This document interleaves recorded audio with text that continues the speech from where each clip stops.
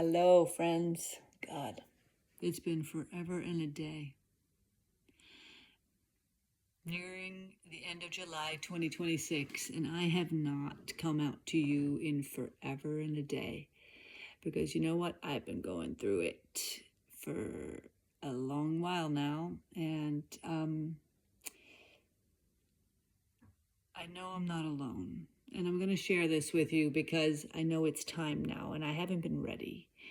Because I haven't been ready, I have been hermiting. I hermit myself. I hide away in my home, and I hide away in my life in ways that feel comfortable for me or safe for me, because I'm a Cancer, and this is what Cancers do. We go in within our shell when we have to figure something out. And right now, I want to share with you something that's happening in my world and in my life, and it's a lot. And for me, it's a lot, and maybe it's not a lot for you, I don't know, but it is a lot for me. And so let's start. Let's start from the beginning, shall we? And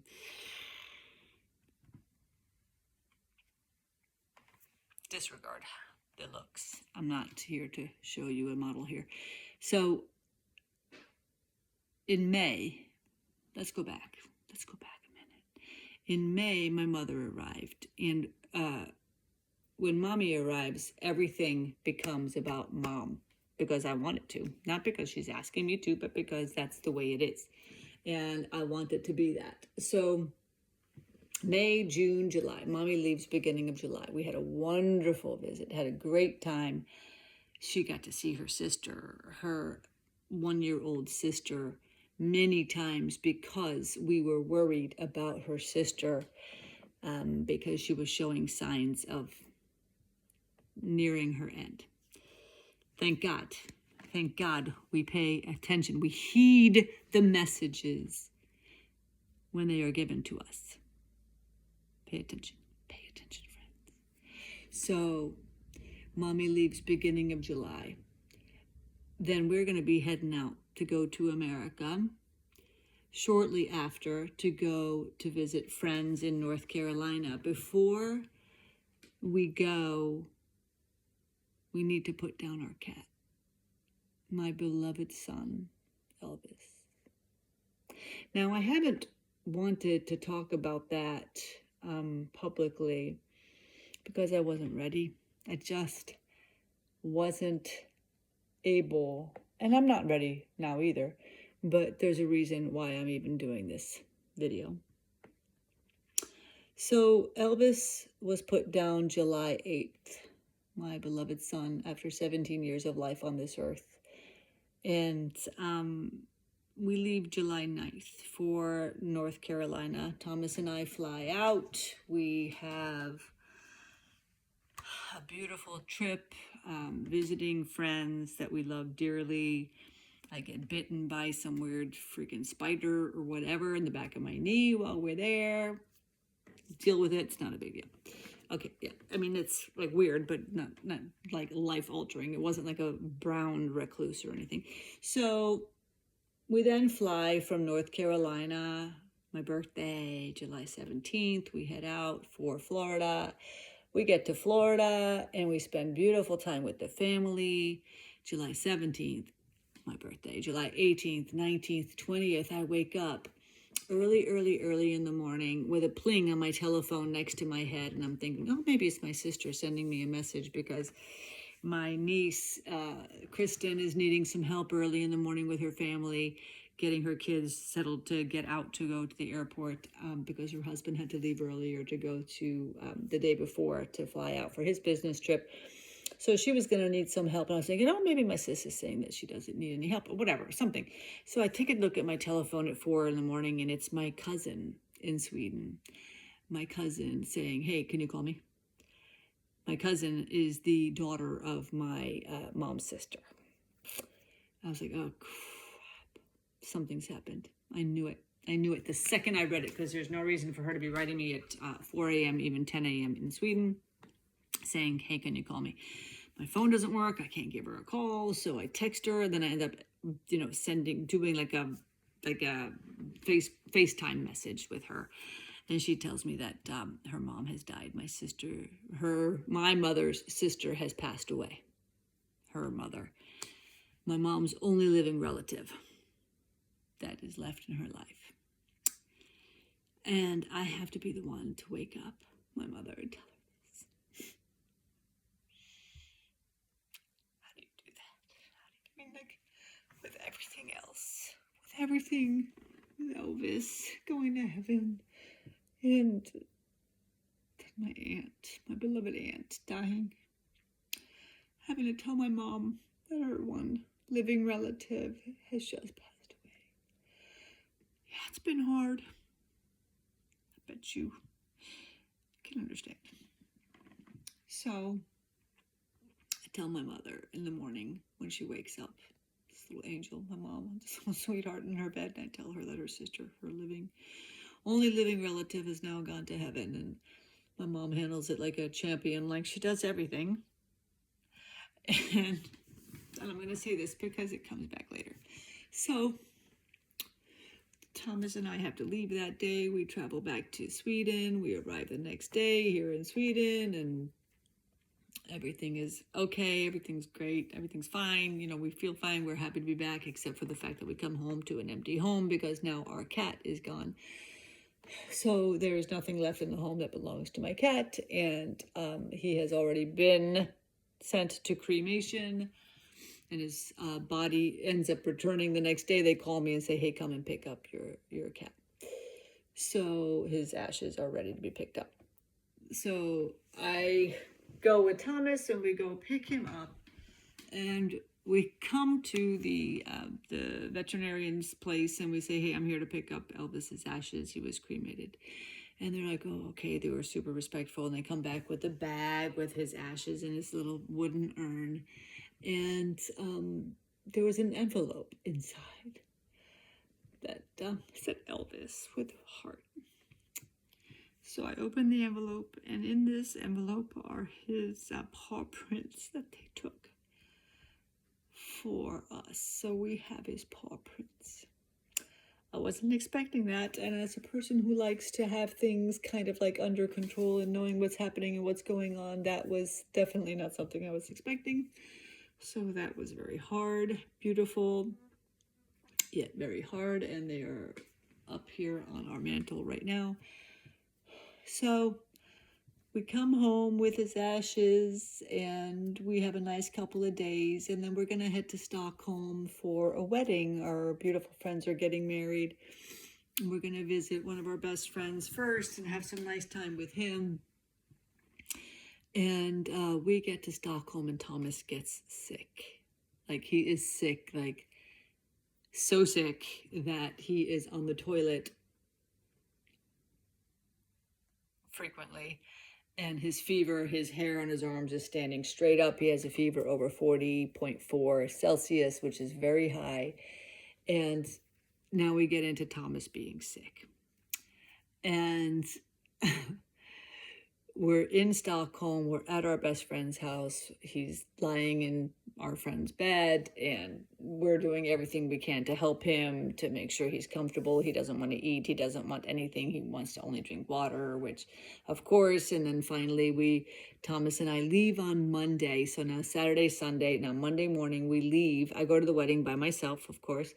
And he is being taken care of by our best friend, Tim, beautifully. And our best friend, also Mike, who's a doctor, a retired doctor, and beautiful, beautiful care. And we leave on Monday, drive back home here to Västerås. And I have this realization that, okay, he's not getting any better. He's not getting better. So like we had a day where we thought he was getting better, and then the next morning it's even worse. I was like, oh my God, Thomas, it's getting worse. And I realize, as I'm saying, I wake up in the morning at 7 o'clock. I'm like, okay, we're going to go to the emergency room. We're going to go to the emergency room with you, and we're going to get you the help you finally need. And as I'm like pulling all these things just like in my bag. I'm getting coffee, I'm getting a sandwich, I'm getting like his phone charger, I'm getting his PJs, I'm getting his razor, I'm getting all this stupid crap in my bag to go to the emergency room.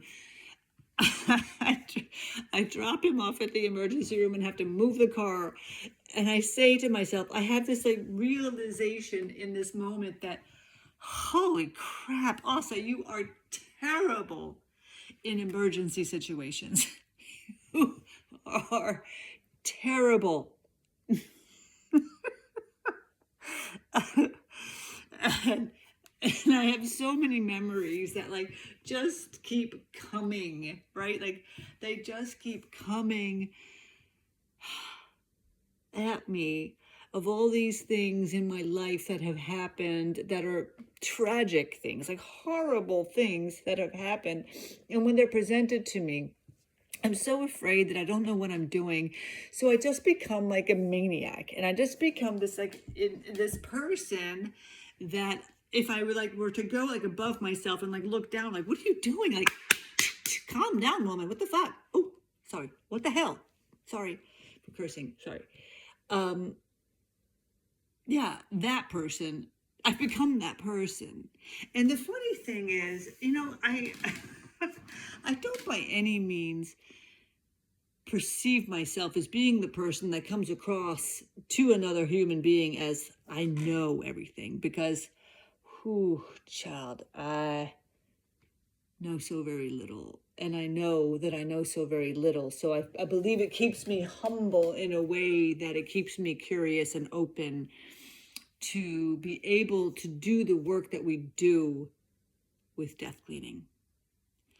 And people are like, well, you work with death. You shouldn't have any problem with people dying. You shouldn't have any problem with your cat dying. Like, it shouldn't matter. And like, maybe I feel more.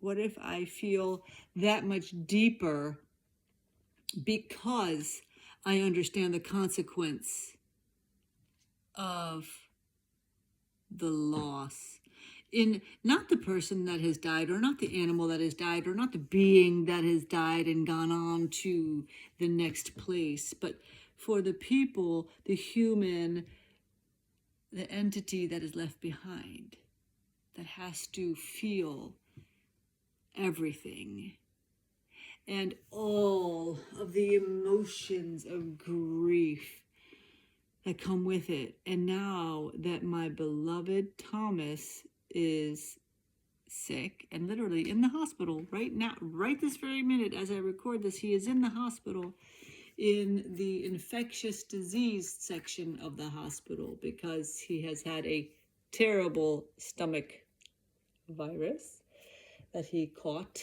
somewhere eating God knows what, probably chicken from probably the airplane. Not saying, but don't eat chicken on airplanes. Yeah, and it's scared me. It has scared me. And Elvis dying has scared me. My aunt dying has scared me. And I know that fear doesn't come from love.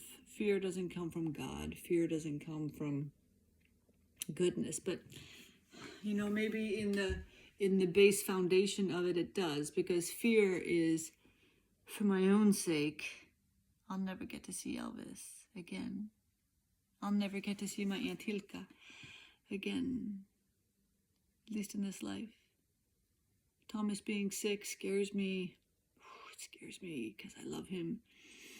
And I thought about it tonight. I'm like, God, I've never loved like this. I have never loved so much in my life across the board as I do right now.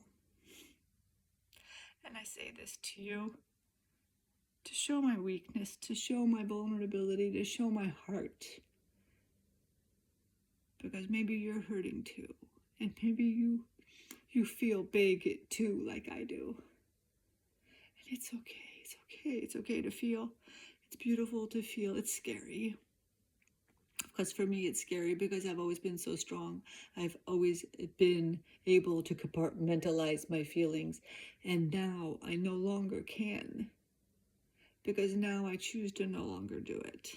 as a 59-year-old woman. I don't want to do it. I don't want to do it anymore. I choose to feel. I want to feel it, even if it's gross, even if it makes me feel like, ugh, my throat is closing. I still want to feel. Maybe you do too. And maybe you need to hear this right now. It's a lot, and I'm sweating, and it's a lot. It's a lot for me to share it with you. But it's been a long time since I've shown myself in front of you. And if you hear this and you feel this, then good. I hope it means something to you, and I hope that you see yourself in me, because we are all reflections of one another. I love me and I love you. I hope that you're being good to yourself. Be gentle. Take care.